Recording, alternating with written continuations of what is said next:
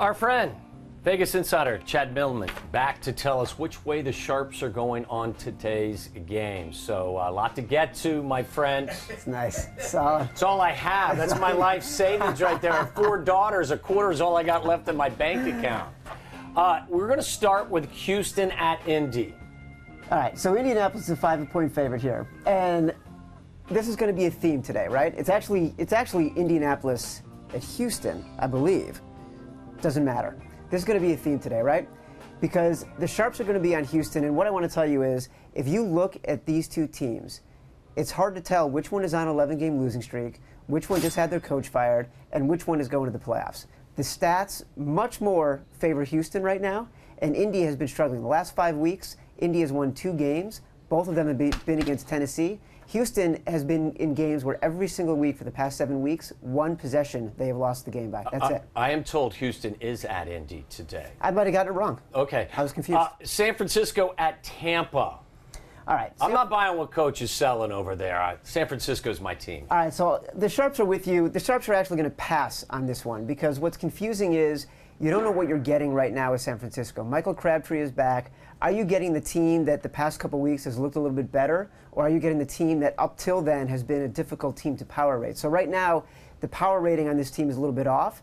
Meanwhile, Tampa Bay has been playing really well, but the one game that they got blown out in was 27-6 against Carolina. Carolina is the team that most reflects what San Francisco looks like, so it's a game that they're going to pass on. Very interesting. Philly at Minnesota. Philly, in my world, makes it 6 in a row. So much happening in Minnesota with regard to injuries. Yeah, this is a really tough one, right? So initially, the Sharps were on Minnesota. This game opened at 5, and the Sharps were all over Minnesota. And then what happened was you lose Adrian Peterson, you lose Toby Gerhart. So obviously money is flooding in on Philadelphia right now. Sharps aren't running away from Minnesota. They're just not going to be buying at the 6.5 because of the injuries. What's interesting here is, and it's a little bit skewed because of the injuries, but 83% of the action right now is on Philadelphia. You've got a road favorite getting 83% of the action. Situationally, historically, that's when the underdog tends to win those games. So it's a little bit different because of the injuries, but from a betting percentage-wise, Minnesota is the sharper play. And Minnesota's been very competitive recently. Very competitive. And it's one of those, if not for the injuries, you'd be saying it's a buy low, sell high situation. Philly is as highly rated as it's going to be all year, and Minnesota is as bad a spot, is in as bad a spot as it's been all year. Andy Dalton, the Red Rifle, takes his Bengals to Pittsburgh.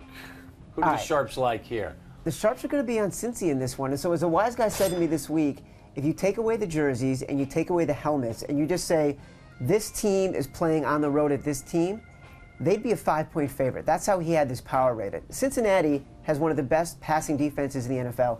Pittsburgh's offensive strength is passing, right? On the run, they are one of the worst, second worst statistically on the rush. So now you're getting Cincinnati. Look, 2 weeks ago they played San Diego, right? They beat San Diego at home. Good passing team, great passing defense. That win looks even better considering what Denver did in losing to San Diego at home. So now you've got Cincinnati on the road at Pittsburgh. Passing strength, passing strength. Cincinnati's going to win this game. I like the Sharps as well. Yeah, I'm with them on this one. Good. New England at Miami. What type of Gronk factor will exist for New England? Well, what's interesting about this is New England has a halo effect. Ever since they beat Denver, you knew the rest of the year there was going to be a halo effect. Miami has the Richie Incognito effect for the rest of the year. And since that happened, Miami's been playing great. They are a physical team. They keep the games close. Against the spread, they've been strong. This game actually opened New England -3. The Sharps were all over Miami when it was New England -3. Now they're walking away from it because the game has gotten no more value. I like Miami in this game as well. Chicago at Cleveland. We talked about this earlier in the show. Sharps like Cleveland, don't Sharps they? like Cleveland. It's a better defense at home, getting the points. Jay Cutler, Josh McCown, no difference in point spread value. New Orleans at St. Louis. St. Louis, a big underdog at home. All right, so this is another one of those 80-20 games, right? 80% of the action's coming in New Orleans. They are a bad road team, 15 points per game less on the road than at home. They're taking the points, and they're taking St. Louis. But the game's inside, where we like New Orleans. Doesn't matter, on the road.